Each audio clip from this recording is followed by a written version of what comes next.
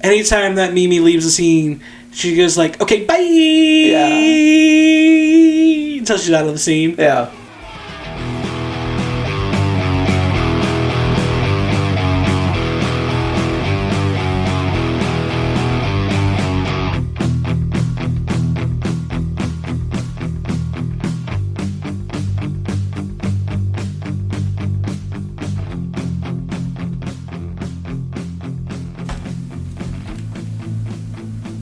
Hello and welcome to Judgmental Horror Junkies. That was my DJ voice.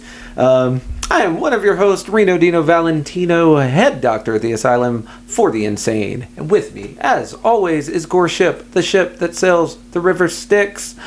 Goreship, how are you this fine afternoon? I'm good. I'm banged up, battered, and bruised, but I'm alive and kicking still. They can't take me out. He's broke, but he's here. Yeah, try harder, podcast assassins. You failed. You failed in your attempt to kill Goreship. Oh, also thank the medical system for muscle relaxers. I appreciate that. Yes, well, they've helped me do every podcast since we've started. They will help me do all of them well into the future. Well, I hate to put this burden on you, Goreship, because I know you're a wounded man, but you are taking the lead on this one. This movie was a Goreship recommendation. So what are we talking about today? Yes. This week we decided to get a little PG with it. Yeah. And by PG, I don't mean censored. I mean PG Psycho Goreman. Yes. Bloody action fantasy horror adventure. Because if there's one thing that this movie does not have, it's parental guidance. So PG. That is not very so clear. Much. You caught that? Yeah. The parenting in this movie is parta, actually none. I weird thing though, still ended up kind of liking the parents. Probably weren't supposed to, but I did end up liking the parents. Yeah, so this month's episode, I decided to go with Psycho Goreman, aka PG Psycho Goreman. Mm-hmm. It is a 2020 film that got released in 2021 due to the COVID pandemic, but it was written and directed by Steven Kostanski. And like I said, originally it was supposed to come out in October of 2020, but it got pushed back, and eventually was able to be released for a short run in theaters, and then immediately to Shudder streaming service January 2021. And it actually is considered a low budget horror movie paid for by Canada. Once again, another horror movie paid for by Canada. They get it. Our heroes to the north. And the reason why I believe I like this so much is not only because of the practical effects, but Steven Kostanski also created another one of the movies that I really want to talk about at some point, the Lovecraftian style movie called The Void. I've mentioned that one a couple times to you before. It will probably come down the pike at some point. And when we do eventually watch that, you'll be like, oh, I could totally see what you meant. Like, a lot of the character design and art style and practical effects design very much in Steven's, like, continued wheelbase. Yeah. This one, though, less, Lovecraftian, much more tokusatsu, Power Rangers, Super Sentai, Kamen Rider theme. You said that did he have a connection to Kamen Rider? So one of the stunt coordinators, Alex Chung, was a fight coordinator for Kamen Rider. Nice. The suit designer, I forget her name, Maddie something. She did costume designs previously for Power Rangers in America. Okay. Not Super Sentai, but there is a connection because in the Japanese forums, the people in Japan who found this do consider it a tokusatsu. Nice. They consider it tokusatsu because it's kind of a catch-all for monster action fight, basically. So in the same vein of Ultraman and Super Sentai Power Rangers and Kamen Rider, that Saturday morning special effects fight monster feel is why a lot of the Japanese fans of this movie consider it a toku film. Oh, there's definitely some scenes in here. And like the 6 series of separation just being like there was a fight coordinator and a suit designer from those respective franchises. Nice. So, and also, I mean, even what was his name? Steven straight up said, and I quote, "The core concept of PG is something I've carried with me for as long as I can remember. What would it be like to have your own monster? As a kid, I was memorized by the relationship between John Connor and the T-800 in Terminator 2. Nice. And the way that this relatable kid could suddenly have a badass villain as his pal. I would fantasize about hanging out with the likes of Skeletor, Megatron, Cobra Commander, and every other Saturday morning cartoon villain. These characters always interested me more than the traditional heroes." Oh, yeah. And so much better. you could totally catch it by a lot of the dialogue that he writes into this movie. Like, you're like, that's such a cheesy 80s and 90s character reference. God. Like, we'll be the real American heroes. Psycho Goreman is just a cliche machine of like what evil monsters say. Yes. Like, you will regret this. I will feast on your bones. I had a feeling that this would be like, this is a nice little reprieve from the serious dark horror. I loved it. I will go ahead. I know you will eventually ask me my impressions. It's too late. Here they come. I fucking love this movie. Good. That was the goal. I was laughing, like, so many good one-liners here. Like, it was funny. It was perfectly in my wheelhouse. The gore was so over the top that I did not find it offensive or squeam. I didn't squeam. Because it was so comedic. Yeah, I didn't squeam to it at all because it was just, it was silly. It was so over the top that it was funny. Yes. Which when gore hits that, it's at a level I'm much more comfortable with. So, in our film, we have a cast of characters, and a couple of the leads are actually fresh faces. This was their acting debut. Well, yeah, because they're only 8. Hey, 8 and 11, all right? Fair enough. All right, so starting off our cast as Mimi is Anita Josie Hanna. Playing her brother Luke is Owen Meyer. Playing Psycho Goreman in the suit actor body, because just like Tokusatsu, there is a suit actor and then there is a voiceover actor. Yep. So the suit actor for Psycho Goreman is a man by the name of Matthew Ninabar. The Psycho Goreman voice was done by Stephen Villajos. Playing Father Greg is Adam Brooks, who I recognize from other small bits in like Canadian TV shows and horror movies. Fair enough, yeah. He also had a small bit in The Void. Oh, nice. As a hospital patient. Playing the mom Susan is Alexis Karahansi. I don't know if I recall her. Doing the voice for, or the bodysuit acting for Pandora / Queen Obelisk / Alistair's mom. Yeah. Is Kristen McCullough. And then the voice for Pandora was done by a woman named Anna Tierney. That's the majority of our cast, actually. Really sums up. Yes. Yeah. Those are the people that make up the majority. But I did have to list both suit and body actors. Oh, of course. And voice actors for all the characters. Anytime we're doing a monster movie and you have a different person doing the voice than the person doing the walking and chopping. It's just like the Twisted Metal. They deserve mention. Absolutely. Like the Twisted Metal live action TV series. I don't know if you got around to watching that. I did. I enjoyed it. All right, so Samoa Joe is the body actor for Sweet Tooth, but Will Arnett, BoJack Horseman, is the voice. Is the voice of Sweet Tooth. Yeah. And it just works. Like Samoa Joe gets the body language down. Like, if I didn't know it was Will Arnett, I'd be like, bro, Joe is killing it. Yeah. Joe is killing it. Yeah. But so that's our cast of characters and voices. And this here, the concept, the plot synopsis for it goes as follows. Intergalactic assassins converge on a small town after two siblings unwittingly resurrect an ancient alien overlord to become their pet. What will happen? That's a good question. Right? That's a question I ask over and over through the Saturday morning action hero cartoon. Like, what will happen on the next episode of Dragon Ball Z? Yeah, very much so. It's just a good time. Like, and I will say this, like, it is hard to find child actors I like. I hate 90% of child actors. They're either over the top hamming it up or they're not acting at all and it's deadpan. But like Luke and Mimi were the exact right amount of ham and the exact amount right of like line delivery, delivering their jokes where they needed to, and like the right voices. Yeah, it was really like I was very impressed, and I don't know, like in the same way I think England makes better child actors, I guess Canada may make better child actors as well, because Mimi and Luke, like Luke's this whole put upon brother thing, like he played it to a T, and Mimi's over the top, like narcissistic, self-centered child, as most children are. She's a little psycho. Yeah, as most children are. Like she played that to a T. Like and they were both just. He's the older brother that gets beat up by her. Yeah, that poor kid. Like constantly, but she's the little sister who's like, I am God. She is God. She's got the God complex, and everyone will bow down to her. Absolutely, because she's freaking heckin' awesome. To the point I was eventually like, do I want her to get her comeuppance?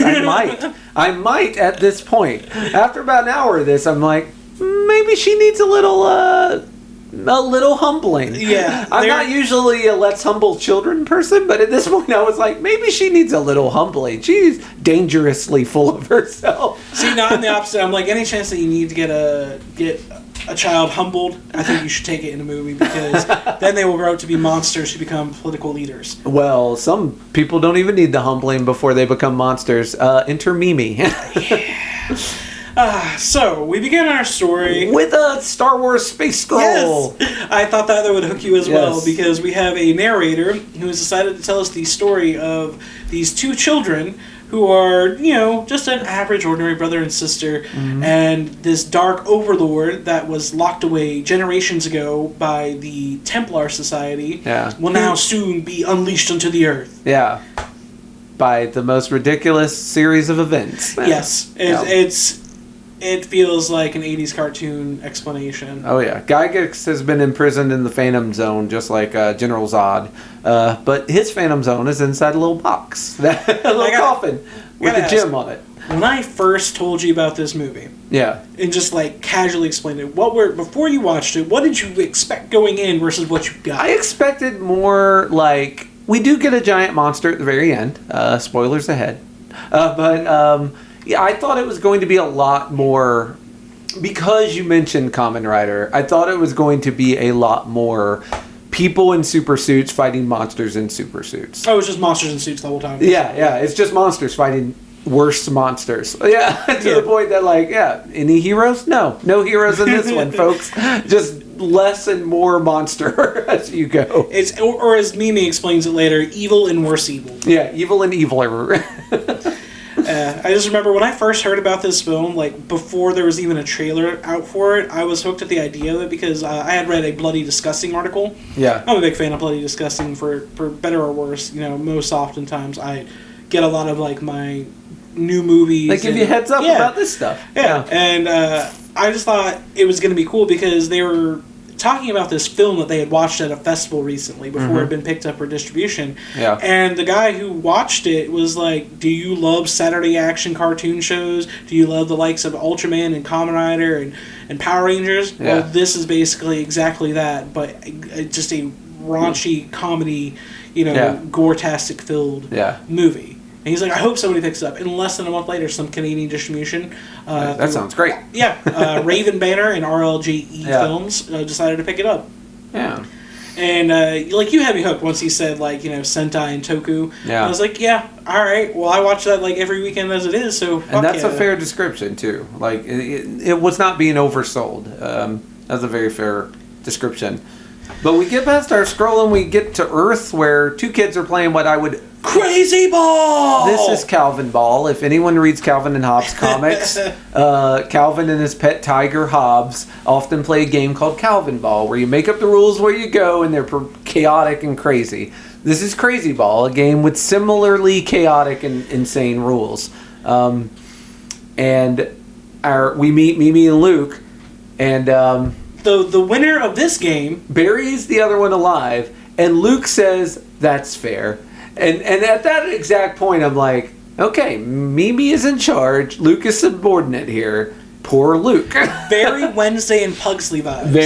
Very much a Wednesday Addams and Pugsley Addams vibes with the way that they play these life-threatening fucking games. Yes. And it's always got to be Mimi who wins, because she's the heckin' best. She's the heckin' best. And nobody can tell her nothing, not a never. No, never.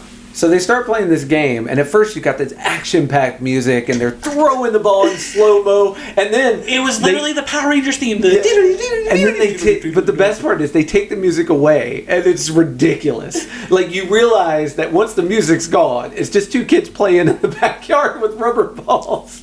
So you have these up-close action shots of them, whooshing and whirling, and there's sick guitarists playing, a knockoff Mighty Morphin Power Rangers theme song, noodle on the guitar. But when we pan away to the shot, watching from the kitchen window of what a parent would see, you just see these two kids making noises, spinning around gotcha. Yeah. And it's nothing like the camera showing outside. No, it's such a... It was the first out loud laugh that they got. And so we cut back to their action-packed fucking crazy ball game. Oh no, I got 5+ points for butt points. Yeah. It's like, ow, that hurt. Get him, okay, Luke. well, here comes the changeroo. Throws the ball, and then next thing you know, it just cuts away to Luke is now digging his grave. So he clearly lost. Yeah. Yeah. Luke, well, no, we saw the balls hit. Yeah, the switcheroo. Yeah, the old switcheroo. And then they wind up like they're about to fight, and then we cut away and to then Luke. we cut to So clearly he lost. Yeah, he did not win this one. So he's digging his coffin, and he hits something, and he kind of, moves the dirt away a little, and he says, "Is this a coffin? Oh my God, is this where they buried Grandma?" Like, it's not Grandma, okay? She's dead. Yeah. Well, no, he was like, "Is this where they buried Grandma?" Like, am I digging up our grandmother? That's bad. I also love that the little chest that they found, it looks...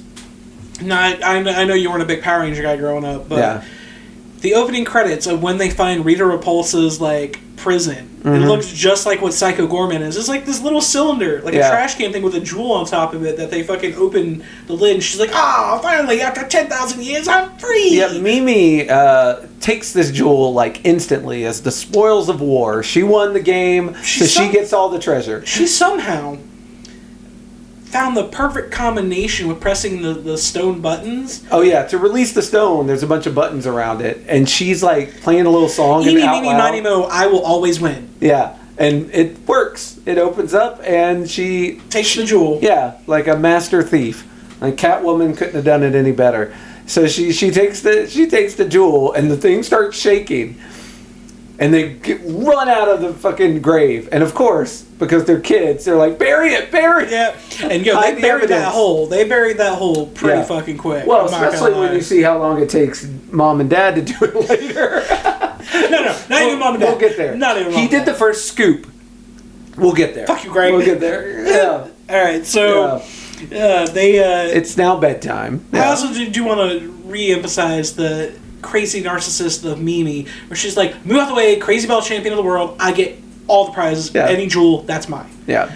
That just... looks like, that's fair. That's like his famous line, that's fair. Yeah. It's never fair, Luke. He just rolls over and dies for anything I feel so. I want to... At first, I thought they were just like neighbors and he was in love with her. And I'm like, no, she's just beat him into submission, which is worse. Actually. If any of you out there that are listening have siblings, older or younger, that have this kind of trade-off with you, I apologize. You don't have We don't mean to trigger your traumas. Get away. You don't have to live this life. But yes, Mom calls them in. They take their showers. They get into bed. And... We're in Luke's room first, and Luke asks if monsters are real. I love this. And his dad's like, I would say that humans are the real monsters. So yes, they are. His mom is like, no. Mom's like, no, there's no such thing as monsters. What your dad's trying to say is no. And I was like, Greg was just so plausible. He was like, well, a lot of people consider humans monsters, so yes, there are. Yeah.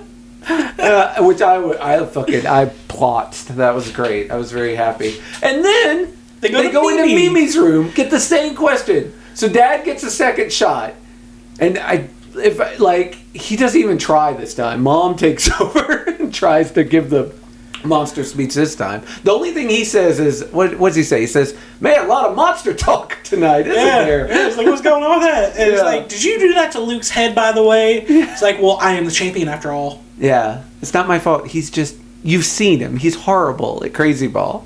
Yeah, it's like, that's not an excuse to beat him up. And after asking, are there monsters? Dad's like, well, there's a lot of talk, but yes, there are. Mom's like, no, there aren't. Yeah. Mimi goes like... Gets another shot and fails again. She straight up says like, well, if there are monsters coming to kill us, can you make sure that they kill Luke first? Yeah. And I was like, wow, you really hate your brother, don't you? Like, Jesus Christ. There's a line between sibling rivalry and outright, like, despisement. And I'm like... She whispered something under her breath, too, like, right before she, like, threw the covers over her head. She's like, 'cause I'm the most best ever. Yeah. And, like, threw her covers over herself. But it's very sweet. She can't go to bed without a high five from Dad. So she's like, Dad! Throws her hand up and he gives her a high five on the way out. And at that point I was like, you know what? I like this family. Clearly, who takes after who? Yeah. Mimi definitely takes after the fucking dad. Yeah. I will go ahead and say that. Oh, yeah. Like, Luke's a mama's boy and Mimi is a daddy's girl. Like, for sure. So, They kids, start passing Morse code knocking messages. I was impressed. Yeah. I was impressed. These little kids, maybe nothing but like 9 and 11 years old. Yeah, they know Morse code. Knocking on the wall, talking to each other through Morse code. Yeah. And I was even more impressed that the mom knew it. She got wise enough to know what they were doing in the middle of the night. Yeah. But they're knocking on the door, and Luke's like, "Are you sure that wasn't Grandma?" Mimi replies in Morse code, "Yes, that definitely wasn't Grandma. I told you already. She's in hell forever." Yeah, I'm like, man, what'd Grandma do?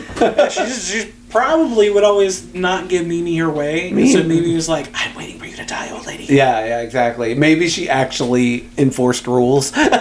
So she was a monster. But yeah, they don't get a lot of talking done because Mom knocks on the door and in Morse code tells them both it's time to go to sleep. Did you see Greg looking at her though when she did that? He was, for some reason, he was just death staring at her. I noticed so much. I think he was trying to sleep. I think she woke him up with the knocking. He's like he was just looking at her like he was just like... Yeah. One of two things was happening. Either he had no idea why she was knocking on the wall, or she woke him up and he was pissed about it. Either way, like... Greg is such an off-the-wall character. They were both perfect for Greg. Like, yeah. I could see Greg reacting either way. Yeah. So now outside, we get to the rumbling earth, where we see it separating, and the once sealed imprisonment chamber is tearing open, and we see Psycho Goreman rising from the ground, tearing out, stretching his limbs, cricking his back. Real, probably got a Charlie horse staying in there. How long was he in there? Like thousands of years. It's been rough. I think he's still like 10,000 millennia. Yeah, it's been rough in there. So yeah, he's stretching. He's going to a nearby shoe factory, apparently. Yeah, and in this abandoned warehouse, not far from, I guess, the kid's backyard, he stumbles across these robbers who just committed a robbery and a murder. Who are celebrating that they murdered 2 old people. And that they robbed them in the process. Yeah, and... it's like, did you see that old man? He just wouldn't get off it. I had to kill him. Yeah, and it makes me happy because I'm like, all right, these are irredeemable rascals, so it's very good that they're almost certainly getting ready to be murdered. Now, the acting here... Yeah. The robbers, it was their first time. You could tell. Yeah. You could tell it was their they first were not time. at the level of Psycho Goreman. Yeah. But I will say this, and I don't know if you noticed this or would agree with me, but at one point they're looking at the frame of the couple, and the guy looked like a slightly older Eric Bischoff. And I could see that. I was just like, what killed WCW? Psycho Goreman.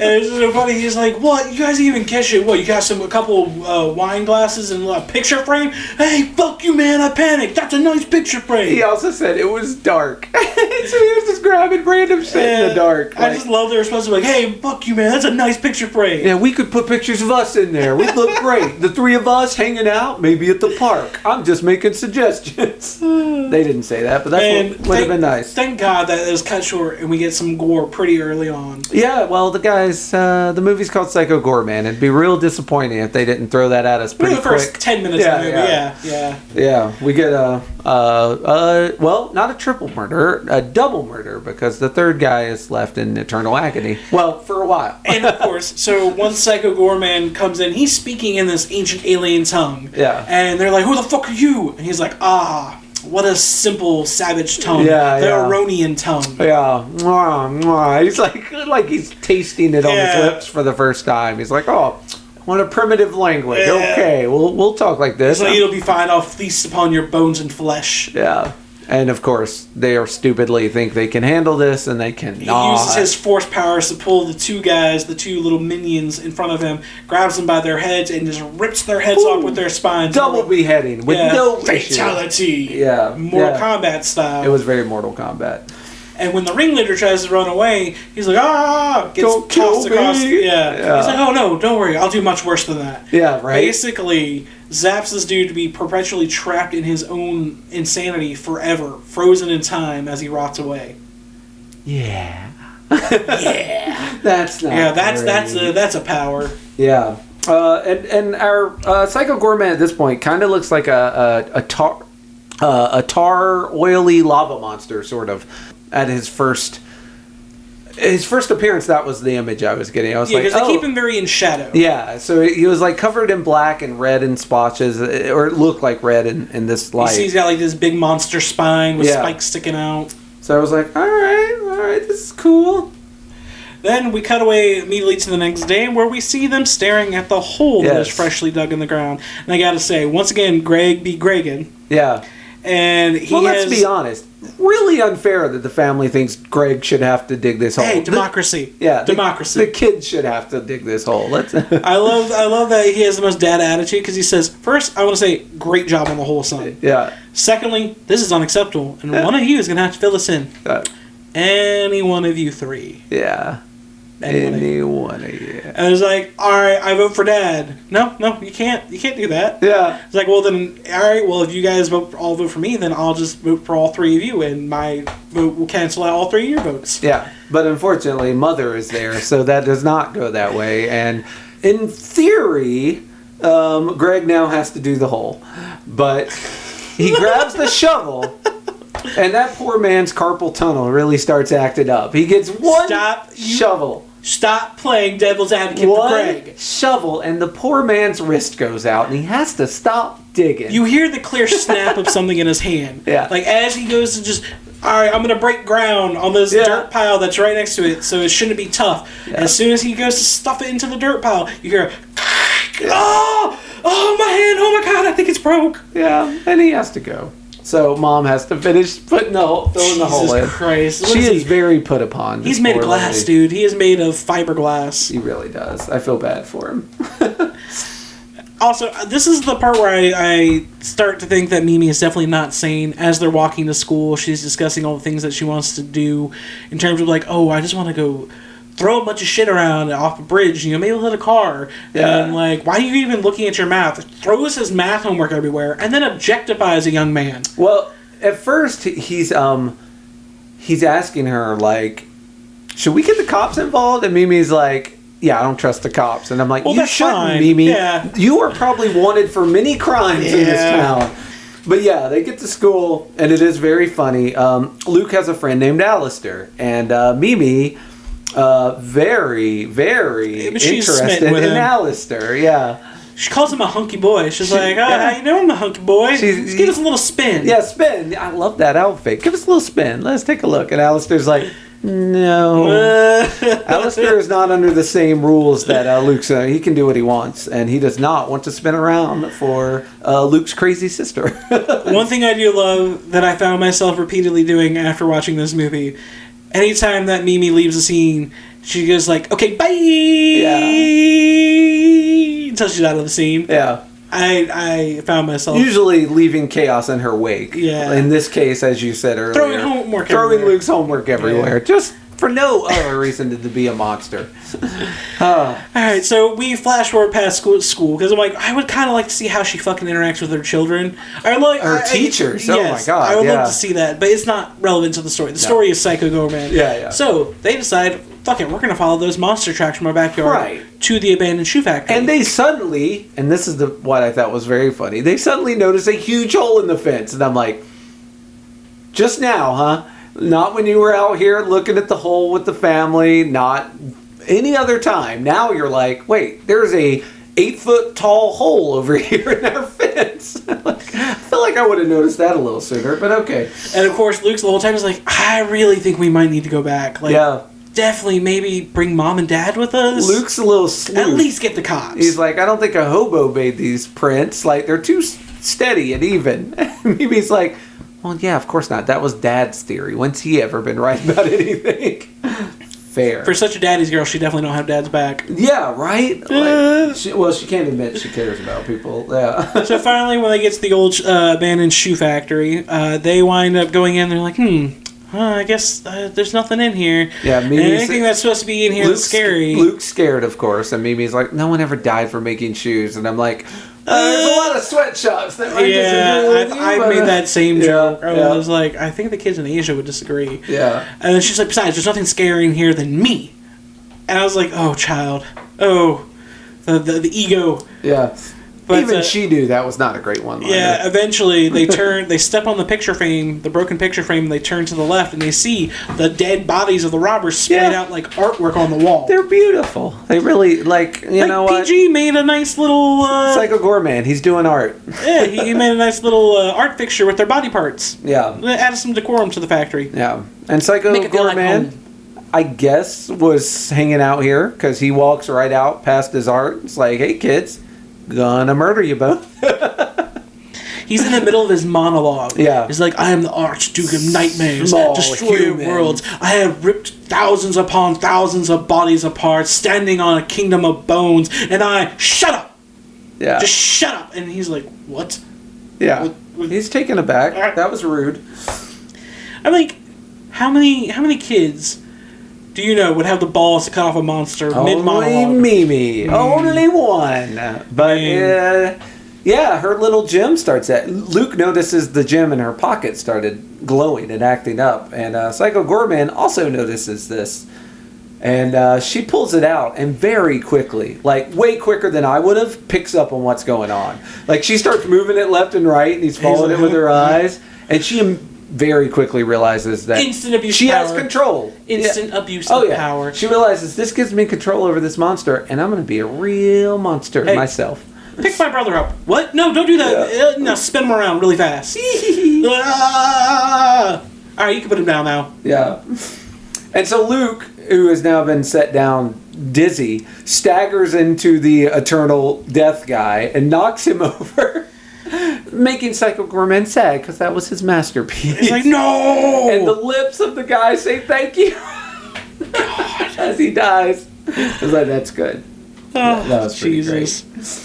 Yeah. And then in this process, he is explaining like who he is or what he is. Yeah. And Mimi's like, no, that name's not going to work. We're going to give you a better name. And like they go through all these different fucking like Dinosaurus Flex. That was a pretty funny one. Merman, which is actually a name of a He-Man villain. Yep. So that's a little He-Man shout out there. So that was pretty happy about that. And then I was like, it's early, but I'm starting to feel bad for PG. About the time he got his name, which they eventually come up with, Psycho Goreman, PG for short. Because that's better than the Archduke of Nightmares. He's like, yeah, how is that different from Archduke of Nightmares? It's like, oh, it's better. So much better. I'm like, okay, right now I'm feeling bad for PG, and I didn't expect that. Right? And it's like, who are you really supposed to root for in this movie? Nobody. Exactly. You're like, it's a lose-lose-lose. Yeah. Because all three sides, you're like, well, that kid's a fucking monster. He's literally a monster. And then the other people... everyone coming for him or coming to help him, also monsters. Yeah. And so when he's like, I will kill you, she's like, sit down, shut up. You stay here. We're going to go get some sleep, and we'll be back tomorrow. Yeah. All right. Thank you. Bye. Bye. Oh, the poor guy. Yeah, he just sits there defeated. Like, well, what the fuck am I supposed to do? Just sits there in the quiet dark. What else can you do? So we cut into the far reaches of space where we are having an alien meeting. We see our first look at the Templars and the Space Council. Yes, I love these guys. So you might also like this because another one of the set designers or costume designers was a group of people that worked for Star Trek. Makes sense. Star Trek Discovery as well. Yeah. So a lot of that character. A couple of them aliens had little Star Trek builds to them. Especially the dog-looking guy. The funniest motherfucker out of all of them. Oh man, mine was the skull in the jar, like the brain in the jar. Yeah, the brain in the robot. Well, he had like a lower jaw because like he kept doing these great facial expressions, like when stuff was happening. But yeah, they were all fun little monster designs. The monster design in this in general is very good.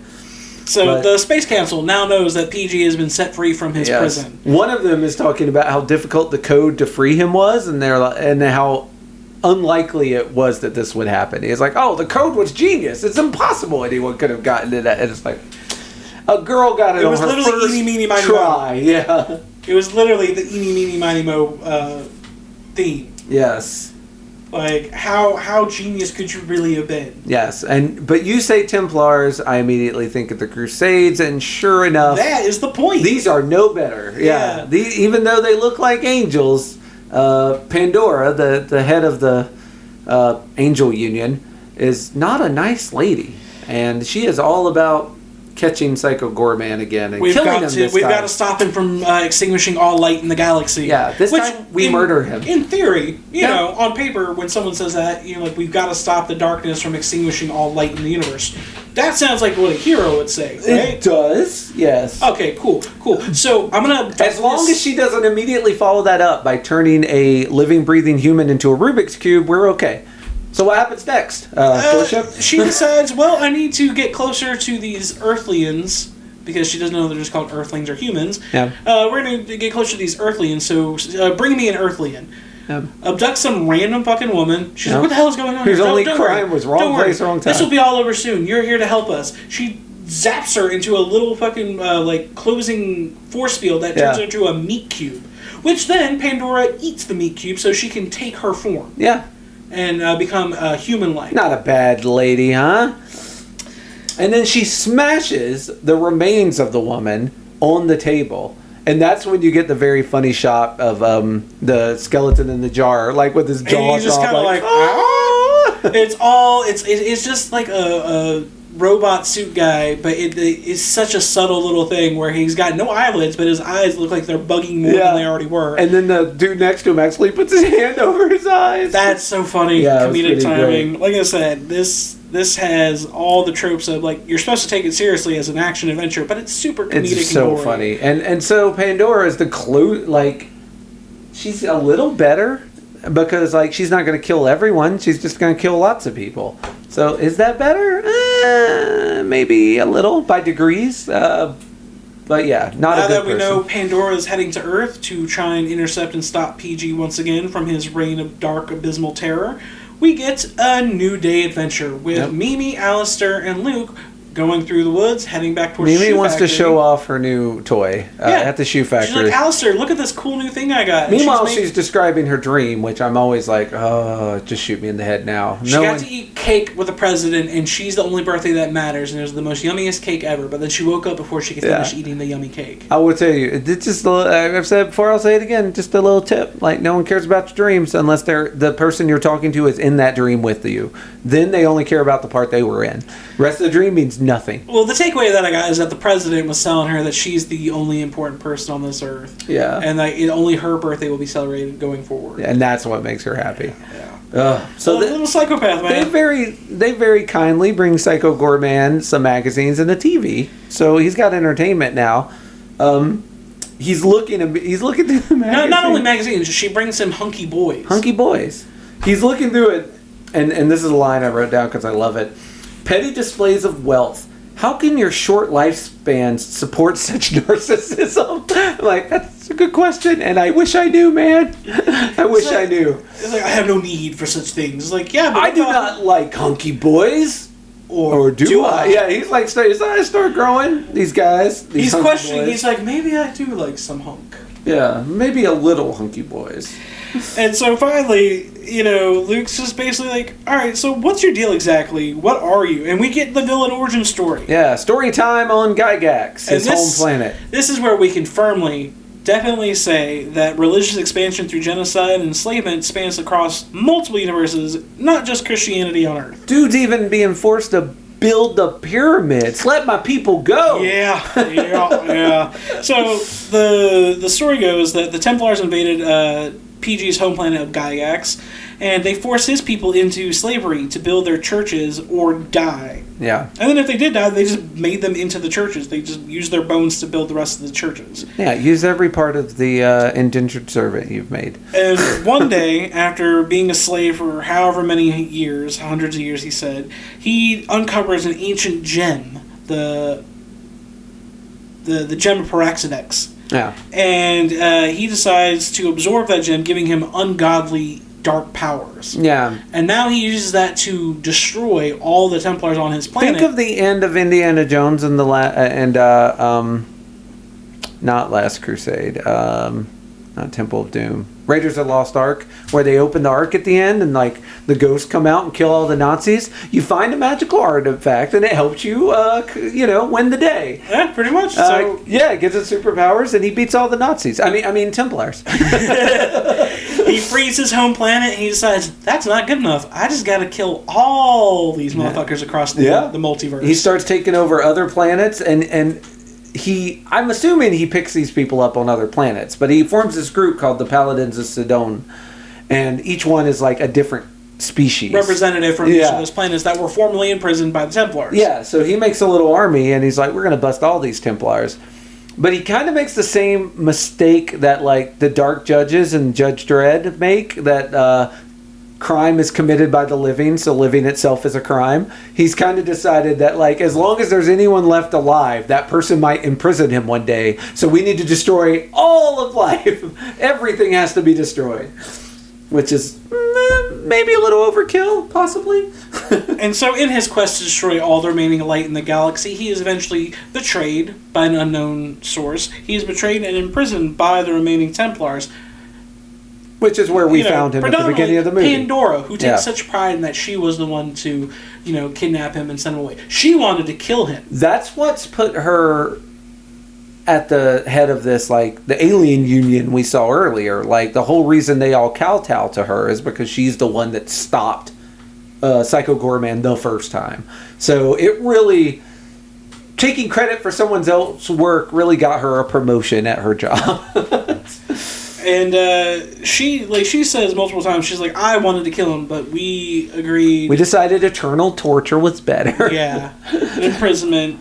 Because, it's what would make everyone happy, and I'm a person to, I'm a people pleaser. Yeah. Bullshit. Yeah, right. And as we're getting the finish of this story, Mimi interrupts us like, boring! Yeah, Mimi, and this is the first of 2 times where I wanted to be like, it was not boring, Mimi, you shut up, I want to hear the rest. I was like, bro, like, that whole explanation, I was like, this feels super, like, in the Power Rangers universe, like, I'm getting a villain origin story from, like, the Dark Monster that's trying to destroy the Power Rangers. Yeah. Because it was really Zordon's fault this whole time. Yeah, that's what it felt like. It was like, do you still root for the bad guy here? Because technically he's the bad guy, but at the same point, he was not the bad guy because he was getting rid of an oppressive force. I root for him sometimes. Depends on the day. I mean, he was getting rid of the Christianity oppressive force. So, right. Like, to become a Christianity repressive force. Like, just because you take the religion out doesn't mean you're not killing a ton of people. Are you doing it for greed? Are you doing it for religion? Are you doing it because you're a racist? The end result is that you killed everyone. It's like if the Crusades on Earth got so far and then all the people of those religions fought back against the Crusades and killed off all the Christians. Wouldn't that have been neat? Wouldn't that have been a neat alternate timeline? But yeah, they once again the kids leave and are like, we'll catch you later. And I love Alistair. He's Alistair, like, bye, it was nice meeting you. Yeah. It would be much nicer if you were dead. Okay, bye. That's my favorite thing. Alistair takes it all in stride. He's like, okay, bye. Yeah, he's like not fazed by it. And look, he learned to be polite, and he will be polite to a fault. The kids return home, and we have seen that Mom, Susan, has had to be the one to fill in the hole, while Dad took care of dinner. Yeah. Microwave some chicken. He did great.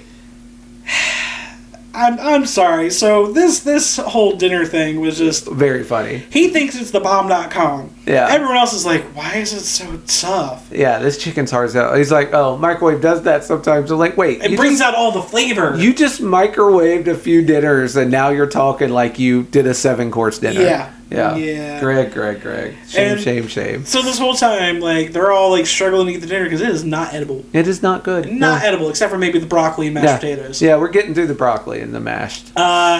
And Mimi is just still smitten with Alistair. Yeah. She's just like, we should, be super fun. Let's just go outside and throw basketballs at Luke. That's the best time. And Luke's like, no, me and Alistair are going to play video games. And Alistair's like, yeah, I think I want to play video games. Video games are for nerds and total dorkowitz. Yeah.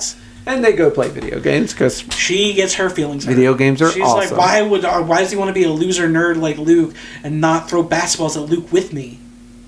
Yeah, that's a good question. Like, bruh, because you're a monster. Your way of flirting is super. You're a monster. Yeah, why anyone would spend time with you without being under threat of death is beyond me. So yeah, they go. I should have put she's a loner and a loser. Yeah. I was like, that can't be what it is. She's a loner and a loser with no friends. That's probably why they didn't show anything at school, because she probably didn't have any. It probably would have made it sad, too sad, if you'd watched her try and go to school.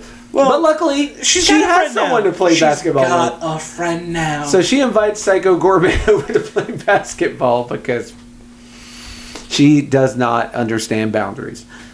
And, unfortunately, parents see this, which is not great, as does Alistair and Luke, who are trying to get her to hide her monster.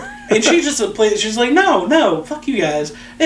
PG, can you, like... And she's like, I don't want to play with you. Like, well, then can you make Luke stop being such a nerd and throw basketball... not Luke. Can you make Alistair stop being such a nerd and a dork and play basketball, throwing basketballs with me at Luke? And she's like, can you imagine do that? And he's like, I once made the princess of something seduce... Some other guy, yeah. And he's like, wish me do that? And she's like, yeah, sure, go for it. Zaps zaps Alistair and turns him into a giant fucking brain with tentacles and eyes. I'm like, how is that supposed to fix the situation? I mean, did they play basketball after? I didn't see it, but maybe it did make him want to play basketball. It's like, I should have mentioned that in making him want to play basketball with you, I also had to make him a giant tentacle brain. Now, before Mom and Dad run out and see this, Alistair had just been zapped.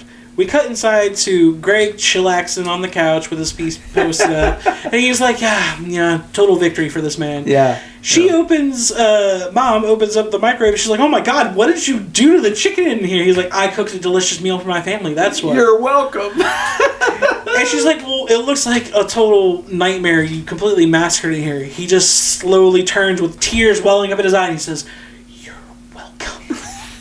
I was like, what the fuck, you psycho? He's like, I am so in love with this family moment we are having right now. He looked like he was hurt. Like, she's like... Oh, I took, him being overwhelmed by the emotion of having cooked a good dinner.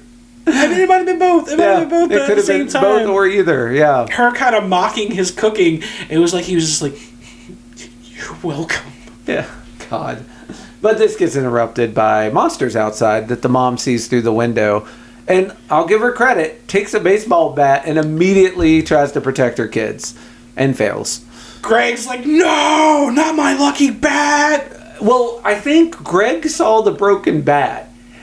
He doesn't see the monster. He runs up to grab his bat and then looks up and sees the monster. And pushes Susan in front of him. He's like, kill her, kill her, kill her. I have to be the father when she's gone, so she has to be gone. So, yeah. God damn it. But, Mimi, as usual, gets her way and just explains, oh, he's my friend. And it's a weird back and forth where Mimi is saying one thing and Goreman saying another. They are not saying the same thing. He won't hurt you. I will bathe in your blood. He won't do anything to you. I will kill do something. He will not kill you. I will definitely kill you. Yeah. So, but eventually the parents realize, okay, Mimi controls this thing somehow. So I guess we just have to deal with it. So song montage. Enter Best Buddy montage with the new #1 hit single, Frig Off. How are these kids a better band than most real bands? That's what I want to know. Like, PG must have learned how to play drums over the last couple millennia while he was in prison. They were killing it. Yeah. Well, Alistair was even rocking out on the keyboard. Like, even the brain was playing music. It was great. Yes, and they play a song about how cool Mimi is, as you might expect. And you also understand that she uses tons of F-bombs, but they're all freak, frack, frick. They're just variations of words that start with F that she uses to cuss and talk about how frick and great she is. And how nobody tells her anything ever, never. Yeah, which is... She don't listen to nobody. Not a great thing. I'll say it. And at some point during the end of the montage, when they're throwing basketballs at Luke, she's like, hey, PG, why don't you take this basketball and throw it at Luke? PG turns into a flaming fucking Goreman head and goes to throw it, and Luke's like, hell no, ducks down, and it goes through the garage, bounces off through the wall, and breaks the TV. And Greg's like, fuck. What the fuck? Which, by the way, I think is the only actual F-bomb in this movie. Correct me if I'm wrong. The only actual, that's not frick and frack and frill. I think you might be right. Yeah, is him saying what the fuck when his TV gets broken. Then we cut to them eating as Mimi is planning out, well, not just their day, but their life. Just like, okay, 8 hours to make the cake. This it. All 6 cakes. Yeah, all 6 cakes. So she's making plans. she also interrupts Psycho Goreman, who's in the middle of what I assumed was going to be an incredible story about his battles on the Soul Bridge. And I'm like, oh, man. I was like, dude, that would have been cool to see. Fuck. Yeah. This is the second time that and then this they happens. just see how disgusting it is that he eats. Like, the way that his whole maw just opens up and he inhales all the French fries. It's a little much. Yeah. But Psycho Goreman, PG, also notices that Mimi, which it takes him a while to notice, is not nice to Luke. Like, she takes his fries. Calls him fatso. I was still eating those. She's like, you don't need any more fatso. And Luke, he's really hurt. And PG notices. And he's going to use that to his advantage. That night, even. He crosses the nightmare realm. Quick thing we have to mention. When they gave Psycho Goreman a TV, he used it to contact his paladins. Oh, yes. So the paladins are on the way. So are the Valkyries. There's going to be a hootenanny here. But yeah, so that night, back to where we were, Psycho Goreman goes into Luke's nightmare to talk to him. Yeah, as he says, crosses the nightmare realm so they could communicate. So this is not Psycho Goreman doing this to him. This is Luke's actual nightmare that he was going to have anyways. Yeah, Luke's having a nightmare about zombies. He's in bed in a graveyard and zombies are coming up to the bed. But then Psycho Goreman just kind of walks out and like pushes the zombies out of the way. It's like, hey, let me talk. This is the only place I can talk to you. You know exactly what he's going to ask. He asked Luke to try to get the gem off Mimi because he is sick of being her servant, obviously. And Psycho Goreman says, not incorrectly, I would say, that eventually Mimi is going to put her life in front of yours, Luke. Oh, which she does multiple times. She's either going to have me kill you, or something dangerous is going to happen, and she's going to have me throw you in front of the bus. You're in danger. And Luke's like, I'm not going to she wouldn't do that, and I'm not going to betray my sister. And another great line by Psycho Goreman, you're stronger than I thought. Also incredibly stupid. Your naivety at this is sad. But he's like, the seed's planted. Yeah, and then he's like, well, I guess that's that. He's like, okay, so what happens now? He's like, we just wait for this nightmare to end. And they're just standing there awkwardly. Luke's just like kind of looking around. The zombies are kind of looking around like, should we start the nightmare up again, or what are we? Yeah, this is the most awkward thing. Is like, all right, we're just stuck here until you wake up on your own, kid. And PG's just kind of like, kind of just like, all right, dude, this is. So, could you get out of TREM sleep now so I could go back to my thing? So we cut to the next day where Mimi is trying to teach Alistair the Brain, PG, and Luke how to play... Luke knows how. Yeah. But she's trying to teach the other two how to play Action Ball, because now they can play with 4 people. It'll be a whole new game. Be super excited. Crazy Ball. Crazy Ball, not Action Ball. Just like the mom, I keep giving it the wrong name. Yeah. What'd she call it? Like wonky ball. Wonky Ball. You keep playing that Wonky Ball. Yeah, Action Ball, Crazy Ball, Crazy Ball. So they're trying to start up a game of Crazy Ball, and the cops pull up. Apparently, a couple people have been killed by Psycho Goreman. Yeah. And they finally have. They saw the monster at the school. Yeah, they thought the kids were in trouble. Yeah. They're like, get away from him, kids! And of course, the cops start shooting instantly. Shoot first, ask questions never. Do you love the super Power Rangers shot, or like, I guess, Super Sentai shot of like the cops shooting and Psycho Goreman doing the arm movements where he's like, huh! And then he's like, I should have let them shoot you. Yeah. He's really sad because he's like, if I thought of this 1 second earlier, I should have been free. Yeah, damn it. But yeah, it was nice shout out to the fucking Mighty Morphin Power Rangers symbol battle. Like, stances. I'm gonna dodge with just like a couple of arm movements. Well, it's also bullets. It goes even further back than that. It's very much the way Wonder Woman in the old '70s show used to block bullets with her wristbands. Yeah, because they were bulletproof. Yeah, so she could just king, king, king, king. And so he gets one cop, and he turns that cop into a mindless, like, inside-out skinned human. Yeah. Who's yeah, because Psycho Goreman does not want to play Crazy Ball. He's like, yeah, this can be your new player. Like, he'll do whatever you ask. And he tells the other cop, like, yeah, tell the cops not to fuck with me anymore. Go. I love Protector of this world, go. The one cop that gets away runs to the cop car, is like, trying to rip from the wrist, like, Josh, you got the keys? Give me the keys! And Josh is just moaning. He's like, fuck it!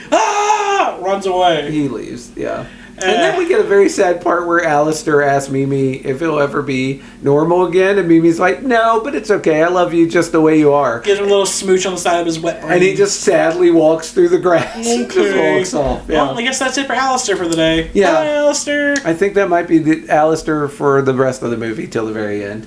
I don't know if we see him again. But yeah, at this point, I think everyone's realizing Mimi might also need to be stopped. Yeah, because Luke gives kind of looks over his shoulder at her like, I don't know, man, this is getting worse. Yeah, the cop shows up. No, I'm sorry. The cop is trying to describe what happened to his friend, to the rest of the cops. And a lady walks in who greatly resembles the lady that got cubed earlier in the movie. We realize pretty quickly that this is Pandora in her human disguise. And she describes... I have a friend... No. I'm looking for an alien who has become a monster who has probably killed hundreds on your world by now. And the cop goes, I don't know, that description's pretty vague. I love that. Such a good line. That guy with the cop with the ponytail that said that was actually the guy that was also our voice narrator for the opening credit. Oh, yeah. Nice. Yeah, that's the narrator guy. He was credited as for both. Yeah. And I thought that was hilarious. I was like, well, he's not wrong, you know.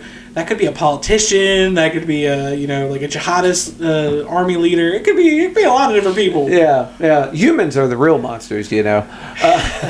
So we cut back to well, that one cop that got away was like, wait, no, that's exactly the dude who just killed Johnson. Yeah, he does. He drops the 411 for Pandora. Tell me everything. She goes up and she starts zapping his brain. Yeah, he doesn't tell her. I'm sorry. She sucks the memories out of his brain. Yeah. Possibly killing him? I'm assuming she melted his fucking brain. She doesn't seem to mind killing humans. Luke, Mimi, and PG are heading home, and a bunch of freaks show up. Zap lightning down onto the ground, just like in Power Rangers. Yes, the Council of Seven. These are our paladins. Our paladins. Psycho Goreman's servants who have finally come to rescue him. Psycho Goreman. Finally you're here. Now kill him. First he introduces them. He's like, that's Mimi and her brother. Luke's like, my name's Luke. You know this. You should know this by now. Yeah. And he's like, anyway, kill them.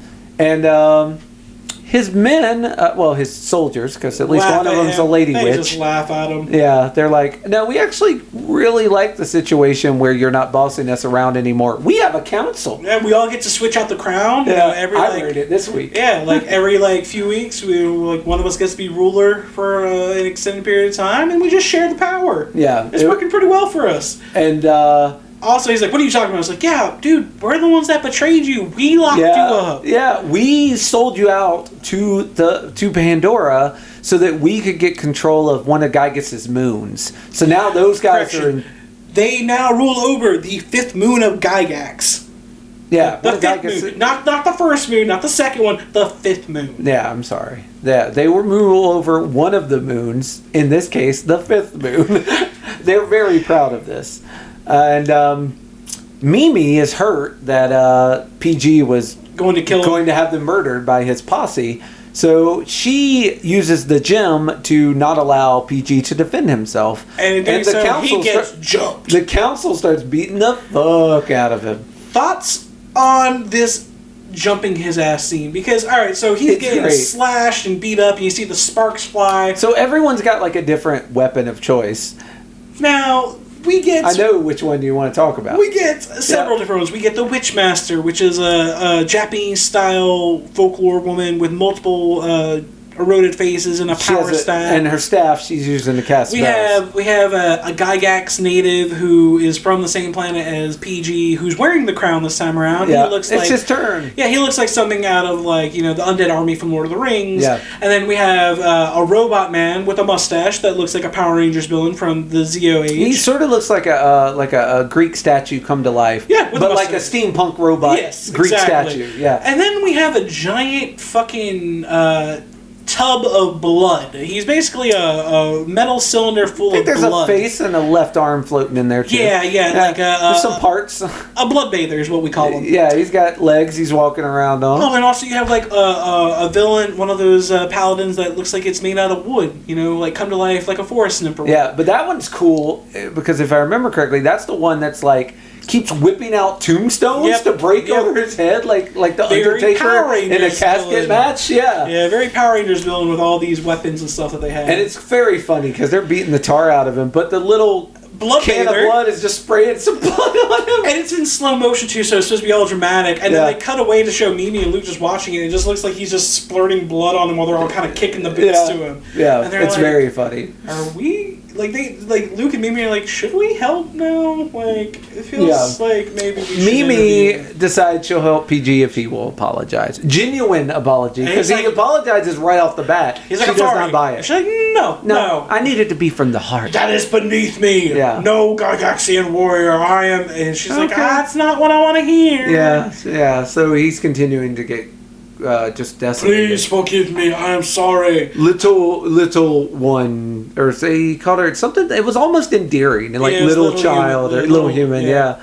And she's like, okay, you can defend yourself. All right, and kick ass. God does he. Like, he destroys this army in 2 minutes flat. Well, he rips off his outfit, which was, he looked like fucking... there was a scene where they made him put on different clothes. In that dance in the dance montage, they put him in some hip-hop clothes, and this one, I guess. He happens to be wearing the Sam Neill getup from Jurassic Park. Where he's wearing the blue button shirt, the hat, and the red ascot. Mm-hmm. So his clothes are now destroyed. He rips off his Sam Neill Jurassic Park costume, and he starts just tearing them apart, punching them out, ripping them to pieces. Literally rips the head off of the fucking Witchmaster and kicks it. Yeah. Takes the robot guy, Mr. Centrifugo, and puts him face down and is like, look into this black abyss. You see that monstrosity? The real monster is you. Oh my god, you're right. And then monster hands come out and grab Centrifugo and bring him into the fucking pool. Sorry, Robot Man. He just kicks a hole in the Bloodbather guy and all of his blood. Yeah, that one was easy. Yeah, all of his blood starts pouring out. He's like, oh no! I'm not super clear on how that guy got to be a paladin to begin with, but yeah, easily defeated. And then he just stabbed the other guy that basically was his fellow Gygaxian that betrayed him. Yep. And then he's like, "Oh God, you've beaten me. It's fine. We'll go." He's like, "No, you fought like a true warrior, and I will give you a warrior's death." He's like, "Oh wait, oh God, no, please don't." A warrior's death on PG's world basically means that you get eaten a fucking live.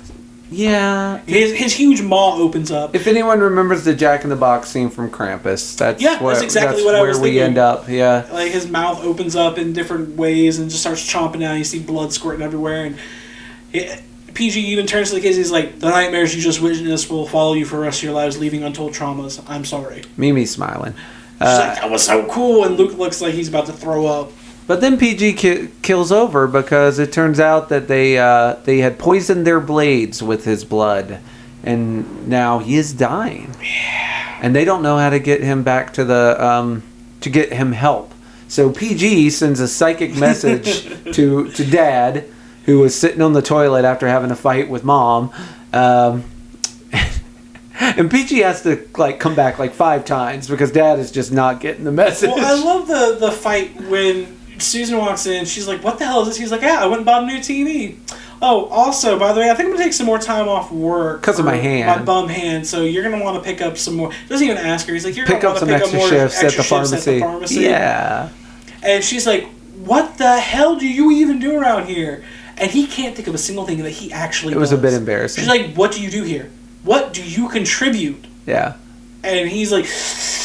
And then it cuts to him sitting on the toilet. He's like, I've got a master's degree in English. What degree do you have? What have you done? I got a master's degree. He just keeps saying he's got a master's degree in English. And then PG pops in and... Find me! Or you will all die. And then he's like, where are you? And he's like, we're on Route 7, next to the 7. And, he gives him directions. Past the old Pemberton Bridge. And then he's like, I-55, find me or die! And he's like, I don't know where that is. And he's like, you have to go past this. He has to keep giving him directions. That back and forth had me die. It was very funny. Every time Greg is scared shitless, to the point where he winds up falling into the tub. Yes. He goes from sitting on the toilet to falling backwards into the tub. Yeah. But he eventually gets the message. He takes the truck and he picks up PG, Luke, and Mimi. But I will say this. He also single-handedly defeats the Witchmaster because her head has rolled into the street and he runs it over. I like the idea that Greg The Witchmaster defeated one of the lives to paladins. fight another day, and then just runs it over. Yeah. He just switches too it. funny. Too funny. Yeah. I was like, good job, Dad. And so they have now saved PG. They're taken home, and when they pull up, Pandora in her human form is waiting there with Susan. Yes. Susan's like, yeah, I believe this lady knows your friend, and I don't think it's good. So you guys just go ahead and get out of the car and let her do her thing. This is Pandora versus the Truck of Fools, I called it. And prior to this, whenever they were arguing, Susan had called him lazy. And that's what set Greg off. Yeah. And Greg's like, you know I hate that word. My parents called me lazy. My teachers called me lazy. My drill sergeant called me lazy. Yeah, might be because you're lazy. Yeah. Yeah. He's like, you know I absolutely cannot stand that word. I am not lazy. Yeah. And so she's like, Greg, get your lazy ass out of the car. All you have to do is get out of the car. You don't have to do anything else except for get out of that car. And he's like... Mimi's like, no, don't do it, Dad. Yeah. Greg's like, I got you, kid. Solidarity. Yeah. High five. Luke does get out of the car. But Mimi, because... And again, I'm on Luke's side 100% here. Mimi tells Luke to go out and kill that lady.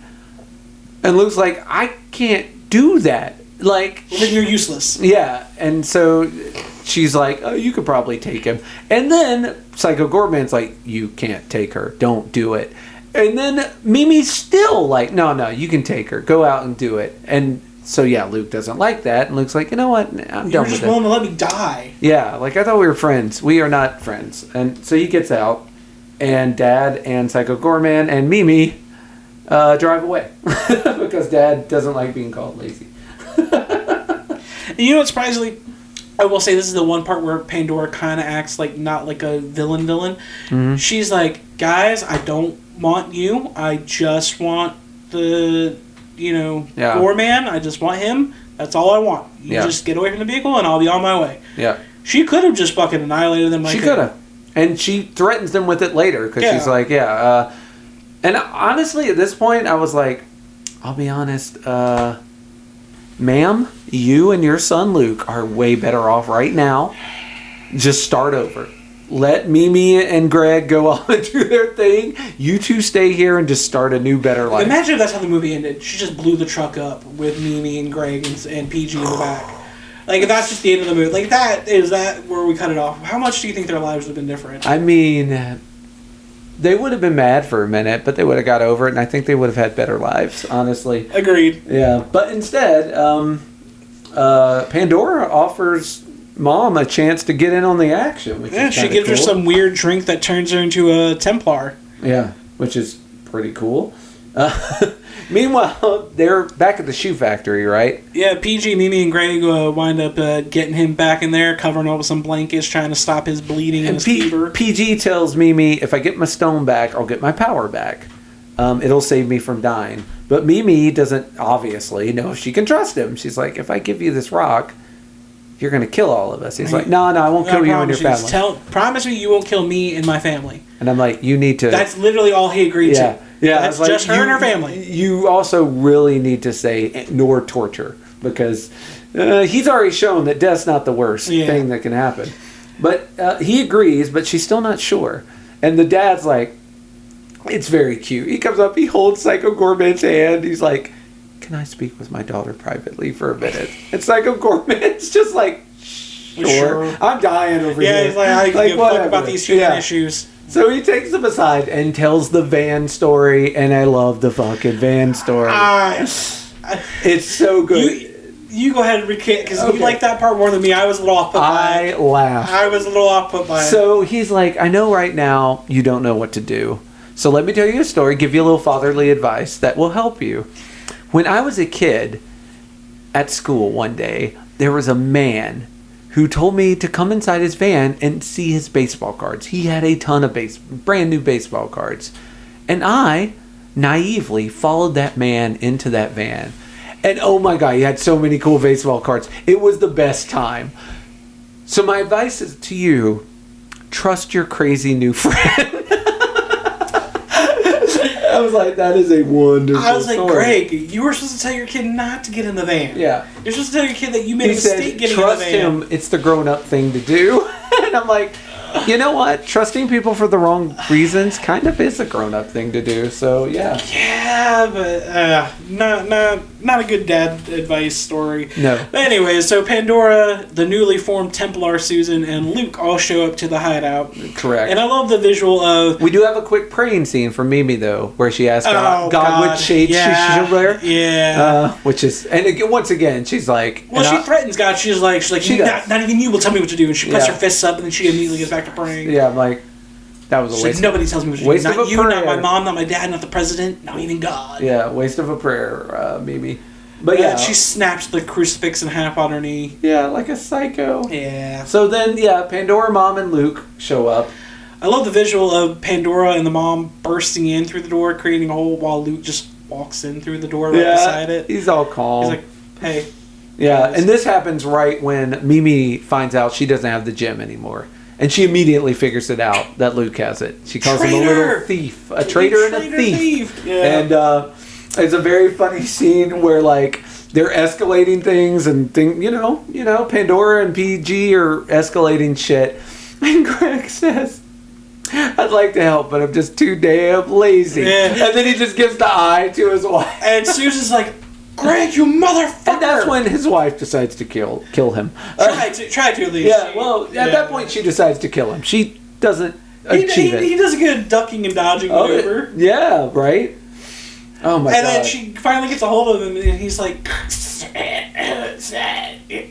you're choking me. Like she didn't know. Like, not an I'm sorry, yeah. Not even a begging for your life, and just pointing out the obvious, like, yeah, she's choking you. And he said something like, I'm still willing to take you back. Maybe I'm willing to do therapy now. And I'm like, wow, this is all stuff she's probably asked you to do quite a bit. Meanwhile, Pandora has a very cool wing to sword transformation, and she turns the wings on her back into this badass sword, and she's getting ready to chop PG from here to Sunday, which, woohoo! And in the middle of their fight, you also have Luke and Mimi who are rolling around fighting, and Mimi is trying hard to fucking kill him, and Luke's like, I don't want to do this. Yeah. Like, I'm just trying to get you to stop being so mean to me. Yeah, which is the fairest of all things. We're supposed to be a team. Yeah. I thought you were my sister. I thought that meant something. Yeah. She grabs the Luke kill, as her little weapon is called the Luke Killer. Yeah, obviously. Which is a fucking styrofoam ball with a bunch of razor blades and staples stuck out of it. Yeah. And she is on top of him, and she is going to kill him with this and take the stone. But for the first time ever, she shows a little bit of humanity. She can't do it. Well, she can't kill her brother. Luke says, downright, humans are monsters. Yeah, that gets her. And you're one of them. Yeah. He says humans are monsters and you're one of them. And Mimi, that actually, and I didn't think anything would stop her, but that stops her. And she actually doesn't destroy her brother. And I was like, oh my God, there's a redemption arc for Mimi, thank God. Because she was really starting to bug me. I was really starting to root for her death. Well, you remember the little impromptu, like, I'm sorry, I'm never going to be that way. Like, because I'm the heckin' best. Yeah. Freak off. And they start breaking into an acapella version. Even Psycho Goreman singing, which is insane. And so Psycho Goreman's like, all right. Is this love? And Greg's like, it is love. Sing along. And Luke gives Mimi the gem, who, of course, she gives it to Psycho. It's so funny because he's like, well, then I challenge you to a final battle of Mimi's choosing, Pandora. Yeah. And I was like, what's the contest? Oh, we're going to play crazy ball, aren't we? For the fate of... As soon as he said... Actually, even before that, as soon as he said, I can challenge you to anything, and she's like, well, I'll kill you in combat. I got this badass sword. He's like, you're bleeding oh, it doesn't have to be combat. And I'm like, oh, it's going to be fucking crazy ball, isn't it? And sure enough, it is a game of crazy ball. Sigh. And through all that action, like, they're going back and forth. Like, the family's actually having fun. And Pandora's like, what the fuck is this game even? Like, this literally makes no sense. I will be honest, hats off to the Pandora Luke mom team, because Pandora was no help. Luke and mom were carrying that fucking team, and they still almost won against Dad and Psycho Goreman. And this Dad, by the way, this Greg was on fire. He's doing flips in the air, spinning. Yeah, I was like, all that with a broken wrist. Well, when it's time to play, people that are lazy suddenly aren't lazy when it's time to do things they want to do. Like, oh, it's time to have sex. Suddenly I have energy. Look at that, and I'm amazing. And I wrote in parentheses, who am I rooting for here? Not sure yet. Yeah, you really don't know at this point. Yeah. So they fucking, oh no, both the balls collide in midair. They gotta do the switcheroo. And of course, Mimi gets the wind up and sucker punches Luke in the gut. And it's like, how did you not see that coming? Yeah, I thought you guys were getting along. Once again, Mimi's the champion and Team PG wins. Yep. But Pandora's like, dude, fuck the rules. I'm gonna kill him anyways. Yeah.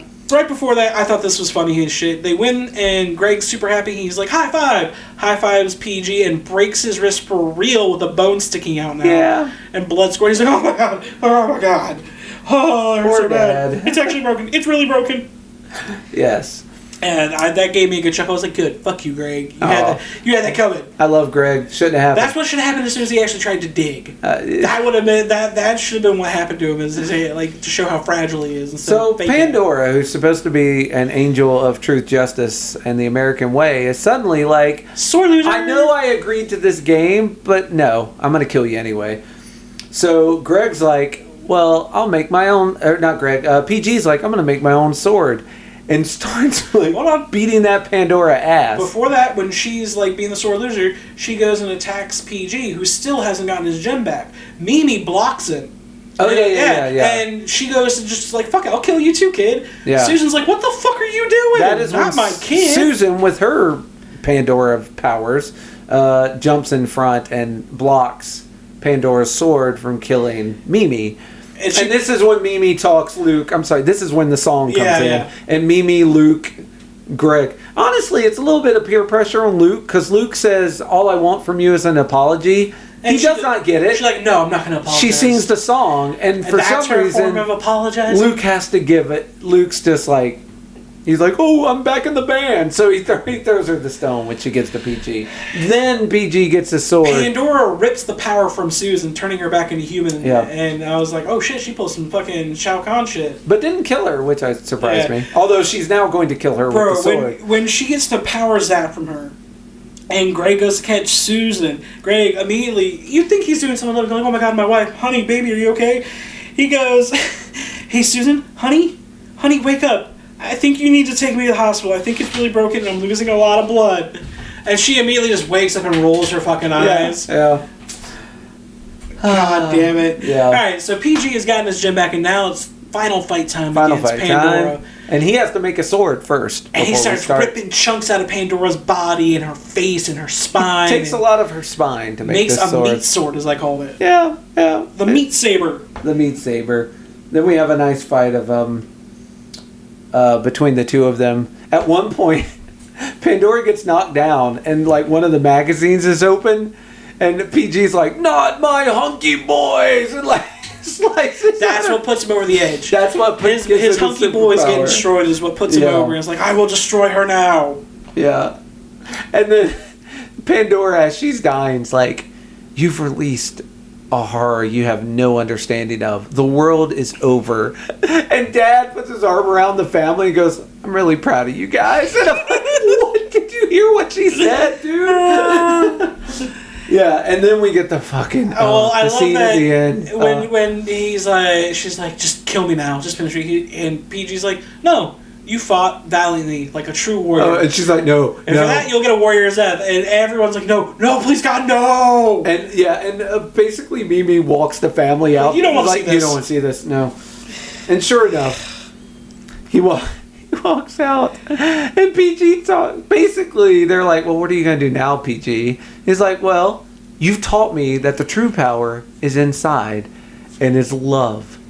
And I will use that love to destroy everyone, except you guys. Yeah. Because I'm keeping my promise. Yeah. And Luke's like, wait, what? That makes no sense. Like, wait, so we get to live, but the rest of the world's going to be destroyed? The power of love, to kill everyone. Yeah. And it's like, I'm going to use it to destroy the galaxy. Yeah. So then we cut to a scene on the TV. It's the TV news. And PG has grown himself to kaiju size. Yep. He's Godzilla size. He's tearing the city up. And we camera pulls out. We're at a dinner table. And it's a mom and a dad. And they're like, Alistair, come to dinner. And Brain Alistair, who is still a brain, comes to dinner. And he's trying to eat, and he's just flailing the salad everywhere. The parents are so unbothered by it. There's like, the dad looks like he can't even look at his son. He's like, I can't even with this. And like lettuce is smacking him in the face because Alistair can't eat like a normal person. And we get about, as the credits start rolling, this is our credit scene. As the credits start rolling, we have the scene of them just quietly eating dinner, and it's so fucking awkward. Yeah, I love it. Their child is just a brain with tentacles now. Yeah. Although we do get one more scene of our little mid-credit scene of the Space Council. Yeah, the Space Council. And well, do you think he'll find us? Cortex is like, don't worry, I have an escape clause. And he pulls out like an old ass gun. Yeah, a little revolver. So, who wants to shoot themselves first? And the little robot guy with the skull in the jar. Who's been miserable since birth, I would imagine, says me. Raises his robot arm and is like, okay. Yeah. And that's the end. Thus ends Psycho Goreman. What a wild tale that was. What a wild adventure. I'll say it again, loved it. Very, like, that's perfect comedy for me. Like, it was very nice. Yeah, it was great. And I hope there's more like that in our future. Oh, there's talks of a Psycho Goreman too, as well as another thing is not only did Steven Kasansky do The Void and Psycho Goreman, he also did Leprechaun Returns. Oh. Yeah. Well, we will probably have to do a Leprechaun movie at some point. I was thinking Leprechaun in the Hood, but we can do that one as well. No, please do that. Yeah. That's one of my favorite, most off-put ones. God, like it's so out there that like how can you not like it? It's so silly. It's wonderful. Smashing 40s with the homies and ripping bongs. Which I cannot say for the next movie. It does not fall into that weird world. Ooh, but lay it on me. What we got? So few movies do actually. So this is not a. We are actually going to do our first sequel. Oh shit! Yes. This is a movie that got universally panned when it came out, and to this day, I don't think a lot of people like it. But I fucking loved it, and you have no idea where I'm going with this. I don't. 28 weeks later. The sequel to 28 Days Later will be what we discuss next month. I want to go to bat and defend this movie because I loved it and a lot of people did not. Eventually we'll do the trilogy of it when 28 years later comes out. 28 years later, when 28 years later comes out, if we're still doing this podcast, we will certainly do that movie. But yes, 28 weeks later is what we're doing next month. But before we say goodbye to you today, we have to dig into our little junk drawer and do some junk talk with a short that, as usual, if Goreship picks the movie, I pick the short and vice versa. And the short I picked this time was called Closing Time by our guy Spencer Kelly, who has his own YouTube channel. He wrote, directed, executive produced. He did all the things, right? Only really 3 people here. We have our waitress, who is Haley Stubfield.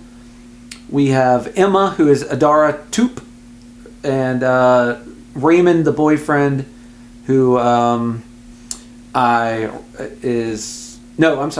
is his name. Raymond Power is the actual actor's name, if you can fucking believe that. On the credits. Yeah, Hooded Man / Raymond. Connor, her boyfriend, is actually named. The actor's name is Raymond Power, which is honestly the name I would give myself if I was changing it. I'm like, yes, from now on you will refer to me as Raymond Power. Or Ray Power. Yeah, or Ray Power for short. RP for short. PG for short. But yeah, and I sent this one to you, Closing Time. And you sent back that you had already seen this one before. Just, like, not long before you sent me this, I was just watching, like, random horror shorts. Like you do. Yeah, on YouTube, just playing on, like, Shuffle, and that one had played maybe, like, a couple days before you sent me this. Oh. So I had just seen it. Yeah. Oh. Well, so it was still fresh in my mind. I was like, it was still good. I still enjoyed rewatching it. It's a goodie. It's short and sweet. It's, like, 7 minutes long. Oh, yeah. It's a short one. It's like 7, 8 minutes long. I like that it... one of the reasons I picked it is because I was looking for something to watch, and I was getting the same story over and over again. Person here's Weird Noises. Weird Noises is a really cool CGI monster. And I'm like, that's good. Yeah. But I feel like a lot of them end up there. It's a regurgitated trope for a lot of those horror a lot of them, because it's very easy to film and you don't have to have a lot of backstory. Like, even the one that I chose last time I chose one was very much that. It's just like, okay, oh, there's a weird monster. Now it's in my face. So, yeah, I was looking for something different from that. And, like, I swear to God, Goreship, I watched like 15 in a row that were that exact same story. Yeah. And finally I came to this one and I was like, well, it's not that, but is it good? And I watched it and sure enough it was. I enjoyed it very much. That's like back in like 2013 where every horror short was zombie themed. You get it. You go through phases, right? So I was looking for something that was not that particular thing and came across Closing Time, which, chef's kiss. One of the things I like about it is it's such a retelling of an old tale. So you start out outside a diner and on the radio you hear about a killer on the loose, and I'm like, oh, that is the kind of stories you used to tell. And you get red herrings throughout it. Yes, this is the kind of story you tell in Boy Scouts at the campfire, like right before it's time for bed. Not too far from this exact campsite, there was an insane asylum that burned down, and they say that the mass serial killer that resided there escaped and was never found. On the door handle was a hook, man. Yeah, like that. This feels like it's different enough to surprise you, but it's from that lineage.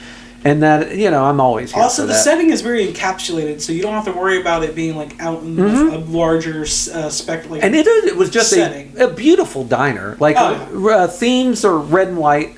Let me jump into it. We have trucker outside. You hear the killer report on the radio. He drives off. You see a girl sitting in the car next to him. Then we cut to the inside of this I love this diner. It's red and white themed. You have like red Christmas lights strung across the windows. It's charming. Yeah. And doesn't feel in any way threatening at this typical point. Americana diner, late night. Many times I have been the guy at this diner. Like, I know this place well. This lady, Emma, walks in to this diner and she sits down and she's not exchanging, it's one-way texting. Because she's not getting an answer back, but she's texting her boyfriend saying that it's important that they need to meet. They need to meet. They need to talk. Yeah. And let me be honest, if the boyfriend had just fucking ditched this, I would understand, because anytime it's we need to talk, it is not going to be a good time. But he says, "Hey, I'll meet you. We can get ice cream at this diner." Yeah. So she gets there. He's not there yet. I think they were supposed to meet at 8:30. The clock on her phone says it's 8:40. So she texts, "Where are you?" Nothing. No, he doesn't text back. Waitress comes up. Oh, I'm sorry. First she sees our hooded stranger. Yeah, the only other person that's inside the diner is this one hooded man at the end of the booths. Very, far away near the bathrooms. Hooded, facing away from her and not moving an inch. So she's kind of like watching him, and we've got old-timey music playing, and it's kind of getting a little wonky as we zoom in on him. And then you get a jump scare of the waitress coming up. Can I help you with something? Yeah, I'll stick coffee. Yeah, well, yeah. I think it's a water, because she's like, I'm waiting for someone, and she's like, well, we're closing shortly, but I'll make sure you and him get food. And I'm like, wow, this waitress is going above and beyond. Right. I do. If I'm a waiter, their closing time is like relatively soon. I was like, bro, it's only like 9 o'clock, and you're closing at like what, 10? What kind of roadside diner does that? But we'll find out. A tricksy one. Yeah. So she's like, yeah, but I'll make sure you get food. Whereas if I was a waiter, I'd be like, I'll make sure you. So she sits there for almost an hour when the clock goes by, and that man has still not moved. An inch. And she's like, all right, there's only like 15 minutes left before this diner closes. Yeah, there's a wanted poster on the wall. Not wanted, a missing poster. And so she goes to the bathroom. And at first she's texting, like, hey, where are you? They're going to kick me out soon, like, because they're closing. And he finally responds. Yeah. Like, the text just says, like, I'm here. Yeah. But then, for some reason, she also does a search for the name of the missing girl on the poster outside, and finds out that they found her body, and it's one of many bodies that have been found in this area. So she comes out a little more unnerved than she went into the bathroom. Still doesn't see him. Sits back down. Waitress comes back up, and she's like, I'm sorry. Like, I don't know what happened. And then she's like, hey, ma'am, can you tell me, how long's that guy been there? And she's like, I don't know, about a couple hours. Why? And she said, I don't know.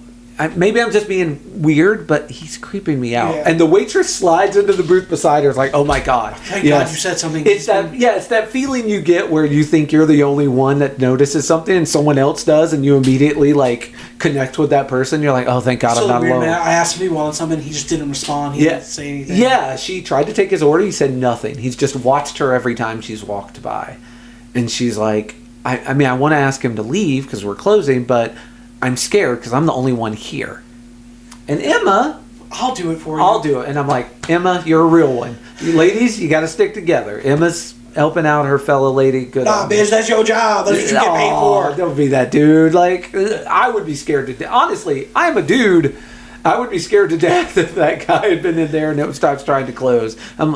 Or at the very least, I felt like I'd be very inconvenienced. Do like at a bar when they're like, last call, everybody get your final orders and get out. Well, I mean, you make a loud announcement. And when I asked, can I take your order, and he said nothing, I don't think he's going to respond to last call. I'm just saying. Emma though, she says, hey, keep your phone out just in case something happens. So Emma gets up. She starts, we're building suspense now. She's slowly going over to this guy. She's like, hey, they're going to close. Puts her hand on his shoulder, and dude falls out. Like, just falls over. Dead. Lands right in the middle of things. She's like, oh my God, are you okay? Turns it over. It's Connor, her boyfriend. Dead as fuck. Dead blue in the face. Fuck. Yep. She freaks, as you would. She's like, oh my God, help me, help me, help me, help me. And at this point, I think she might still be like, oh, my boyfriend's here, and I don't know what's wrong with him. Help us. I don't know if she's realized the full problem of this situation yet. She goes to the door and it's locked. Yep. And she turns around and there's our waitress. I'm sorry. First she gets a phone call and it's Connor. Yeah, it's Connor. Was like, what the fuck? She looks over and this perfect shot, backlit by a lit up doorway. You see your waitress with phone in one hand and a fucking butcher's knife in the other. And then snap cut. And it's just the waitress. The place is open again, by the way. So that whole closing at 9 thing was all part of the plan. And she's just sweeping up. Yeah, it's just mopping up the floor where the dead bodies were. We have our nice music, our nice, once again, old 80s music. And that is how we end closing time. Yeah, when the waitress popped up behind, she did look possessed for a second. Like her eyes were rolled back. And it was a good shot. Yeah. It was my favorite shot of the whole short. Like it was perfect, creepy, perfect lighting, and just with the lit up phone with her like, you get it now, right? Yeah, and the whole thing is like, well, now you have to worry about telling them that you're pregnant because you're both dead. You think it was a pregnancy thing? Oh, for sure. Yeah, for sure. I think it was like a thing where they hooked up, weren't planning to have a kid. She got pregnant and she needed to let him know. Yeah. I thought it was breaking up with him because he looked like a douche, but you might be right. Well, no, she kept going like this. Yeah. And so, when she held on to her stomach, usually in TV shows and movies, and I did not notice. It indicates that she is pregnant or whatever. And yeah. That's fair. I mean, it could be wrong, but I figured that's the secret she needed to tell him. You're probably right. Like they were together, but like they weren't supposed to be together. Like he was actually dating somebody else. Okay, like maybe. When she looked at his profile or something. Yeah. Like it was just a little thing like that. But it's like, well, now you don't have to worry about that secret because you're all dead. Yeah, problem solved, I guess. But yeah, that is our short. That was a very solid one. I liked it. It was a quick, short, to the point horror story, and it was just one of those things where it was like, when I first watched it, I remember thinking, it was like, that hooded man gonna be the killer. And her boyfriend's going to be dead this whole time. No, plot twist. I was wrong. The waitress killed You were half right. Her boyfriend was dead the whole time. Yes, yeah. Yeah. It threw me for a loop, too. Because, they did a perfect job of, directing all your suspicion in this direction and away from this direction. Your red herrings. Yeah, well, you have a lady who's a waitress who's by herself and she's scared. She's literally a redhead. Yeah. All works out. So they got me, yeah. Which I guess is the real reason I picked it. They got me. All right. Well, if you like that short and you want to see it, there will be a link in the show notes along with a link to all of our different social medias if you want to contact us and tell us how right we were about everything. Don't forget to come back next month for 28 Weeks Later, and a brand new short picked by Goreship. Anything else you want to say before we sign out and sign off? Stay safe, drive smart, and watch when you put out your fucking cigarettes, folks. Yes, please. Goreship's had enough accidents in his life. Don't add to his torture. Fucking over it. Believe me, his life tortures him enough. You don't need to torture him more than his life has already done it. Don't wish it on anybody else. No. Gosh, no. All right. But till then, yes. Drive safe. Like, comment, 5 stars review. You know how to make podcasts go crazy. Do that for us. And we'll do it for you when you get a podcast. Until then, later. Adios.